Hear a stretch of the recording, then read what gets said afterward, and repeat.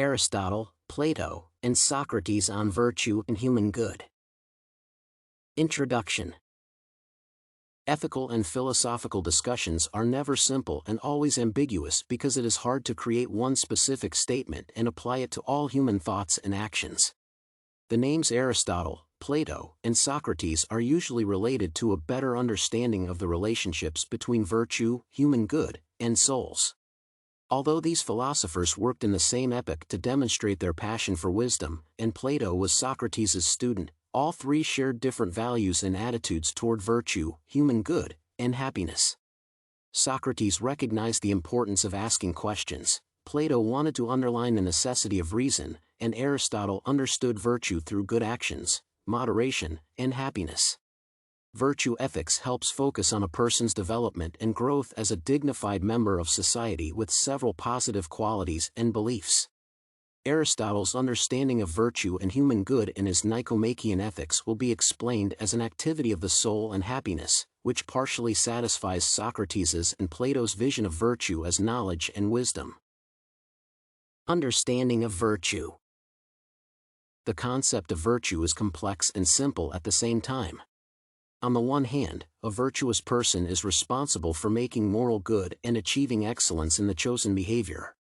On the other hand, it is wrong to consider virtue as something action-based but person-based, which diminishes the worth of action and emphasizes the interpretation value. Thus, the explanation that the human good proves to be an activity of the soul in accord with virtue gains a proper sense. This definition means that humans are rational agents who have certain goals and reasons to achieve them in a virtuous way. As soon as a person understands what virtue could mean, justice or courage, it is possible to create good and appropriate plans for life. Later in Nicomachean ethics, improved and detailed examples of virtue emerged to demonstrate the depth of the philosopher's thought. Aristotle pays close attention to the consequences of human behaviors and considers the goal of virtue as the best good, something divine and blessed.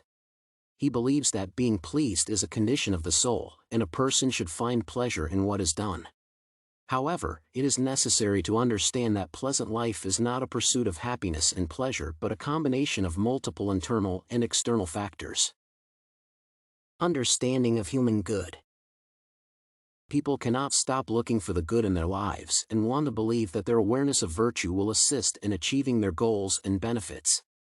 According to Aristotle, there are many ends, and not all of them are complete, so, the best good is something complete using the following virtues. As a result, an understanding of virtue accounts for the human good as a qualification of behaviors according to which a person thinks and acts. It is not enough to do what is best for human beings but to try to understand what is best from ethical inquiry.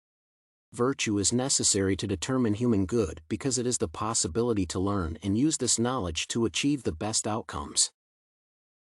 Relying on the definitions and examples given in Nicomachean ethics, one should conclude that human good results in happiness.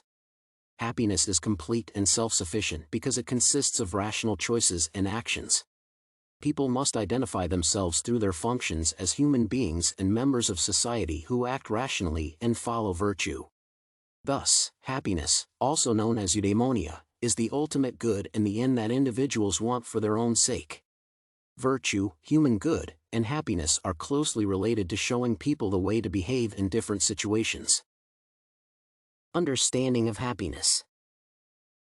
Even though happiness can be properly explained through the prism of virtues and human good, people may need something else to achieve more positive results. Aristotle states that human happiness evidently also needs external goods to be added, because people cannot do fine actions if they lack the resources. In other words, human growth and self-development should not be predetermined by well-known virtues and qualities. There are many other sources of knowledge, and Aristotle mentions the possibility of using friends, wealth, and political power as additional instruments for achieving happiness. People need to know that they have options in order not to reduce their freedom and independence. They achieve prosperity in different ways, depending on their understanding of virtues, habituation, and available resources, learning. Happiness may be achieved through attention to common goods and learning. Aristotle divides human actions and identifies happiness with good fortune and with virtue. Thus, certain natural resources are useful for achieving happiness and some permanent conditions that do not depend on humans but become necessary for virtuous activities. Happiness is a condition achieved during a lifetime and leads to the perfection and enrichment of human nature and various experiences. Aristotle's and Socrates' stories. In his Ethics, Aristotle offers several strong statements and examples of how happiness affects human life and underlines the importance of virtues and goods, which may be used to satisfy Socrates' position.